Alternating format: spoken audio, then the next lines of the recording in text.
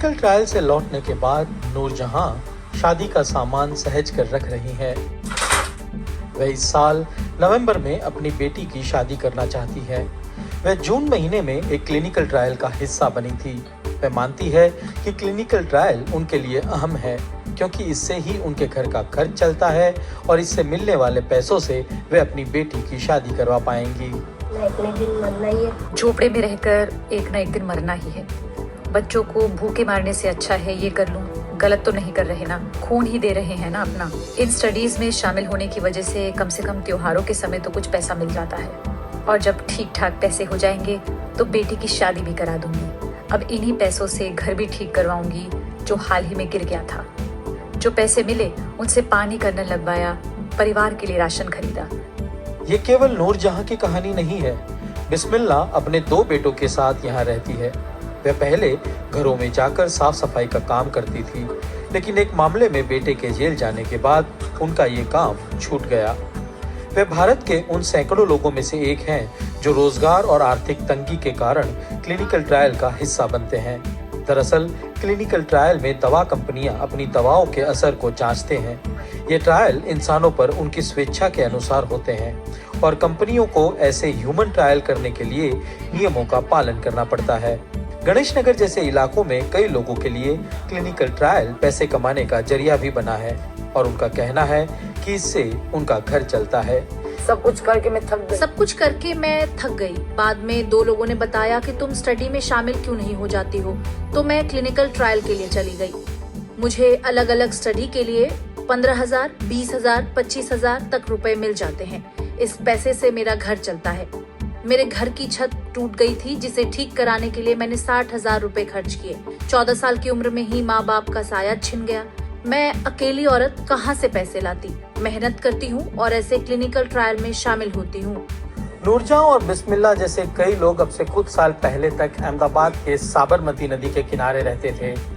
Sabarmati river front का जब development हो रहा था तब ऐसे करीब 12,000 परिवार जो है वो सुभाष ब्रिज से वासना बैरेज के बीच में रहते थे। सरकार ने इन लोगों से बातचीत करके 29 नई जगह पर बसाया और नए मकान मुहैया कराए। सरकार ने ये भी कहा कि इन्हें इन पुरानी जगह से 2 से 3 किलोमीटर की दूरी पर बसाया जाएगा ताकि इनके रोजगार पर असर न पड़े। फिलहाल मैं गणेश नगर में हूँ और यहाँ इन लोगों की इस बात को लेकर नाराजगी है कि उन्हें काफी दूर बसाया गया है और आम सुविधाओं का भी अभाव है। शरीर में बहुत दुखा हुआ सर। मेरा शरीर दुखता है, मेरा हाथ दर्द करता है, पर फिर भी मैं ट्रायल के लिए गई। क्यों? क्योंकि मेरे लिए ये पापी पेट का सवाल है। जमालपुर में जब मैं रहती थी तब सब्जी बेचकर अपना गुजारा करती थी, पर सरकार ने सब छीन लिया। क्लिनिकल ट्रायल का हिस्सा बनने वाले इन लोगों का कहना है कि एक ट्रायल में शामिल होने पर उनकी हर 3 महीने में तकरीबन 12,000 से 50,000 तक की कमाई हो जाती है और इन लोगों को क्लिनिकल ट्रायल का हिस्सा बनाने का काम करते हैं एजेंट, जो इन लोगों और फार्मा कंपनियों के बीच एक पुल का काम करते हैं। हम रिसर्च कंपनियों से संपर्क में रहते हैं और उनके पास हमारा नंबर होता है। अगर हम वहाँ जाते हैं तो वो हमें बताते हैं कि उन्हें कितने लोगों की जरूरत है। जब ये रिसर्च कंपनियां हमें कहती हैं, तब हम इन लोगों को उनके पास लेकर जाते हैं। वहाँ मेरा नाम भी दर्ज किया जाता है कि मैडम इतने लोग लेकर आई हैं। जब रिसर्च कंपनियों की रिसर्च पूरी हो जाती है तो मुझे प्रति व्यक्ति के लिए 500 से 1,000 रुपए मिलते हैं। ऐसा नहीं है कि क्लिनिकल ट्रायल सिर्फ गुजरात में हो रहे हैं। देश के और शहरों में भी ये ट्रायल्स होते आ रहे हैं और ये कानूनी है। किसी भी कंपनी को ट्रायल करते वक्त उसकी सारी जानकारी जो है वो सरकार के क्लिनिकल ट्रायल रजिस्ट्री में सूचित करनी होती है। साथ ही साथ जो लोग इस ट्रायल का हिस्सा बनते हैं उन्हें भी सारी जानकारी पारदर्शी तरीके से देनी होती है। अमेरिका की रिसर्च संस्था ग्रानव्यू रिसर्च के मुताबिक 2025 में भारत में क्लिनिकल ट्रायल का बाजार करीब $1.51 बिलियन यानी करीब 12,500 करोड़ रुपए तक पहुंच सकता है।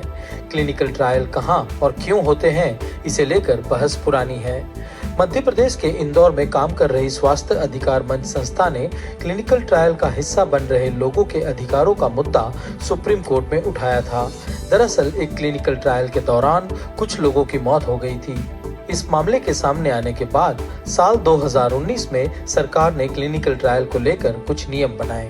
पार्लियामेंट्री कमेटी रिपोर्ट थी जिसने उस समय टर्म यूज किया था कि यहाँ पर जिस तरह से गरीब और जो वल्नरेबल ग्रुप है उन लोगों का उनके ऊपर क्लिनिकल ट्रायल होता है, ये एक्चुअली गिनी पिग्स की तरह यूज किए जाते हैं।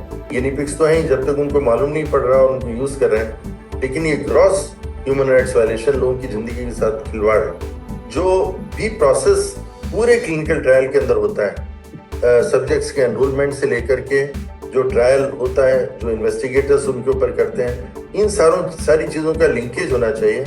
लेकिन अगर आप ये सिस्टम एग्जिस्ट नहीं करेगा तो एक्सप्लॉयटेशन ऐसे ही चलता रहेगा।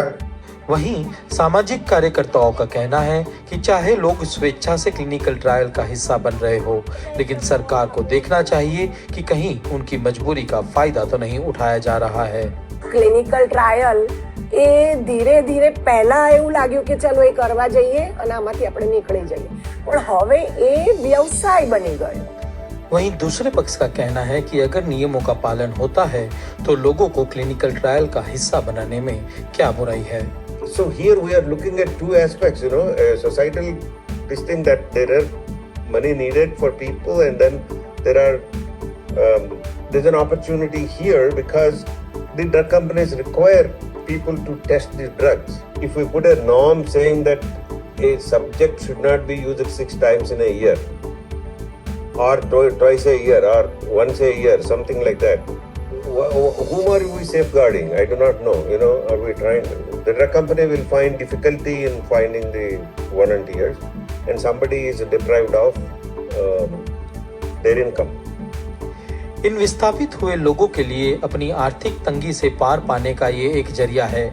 एक पक्ष का कहना है कि इन विस्थापितों के लिए सरकार को गंभीरता से सोचना होगा। वहीं कुछ ये आशंका जताते हैं कि कहीं भारत क्लिनिकल ट्रायल का केंद्र न बन जाए।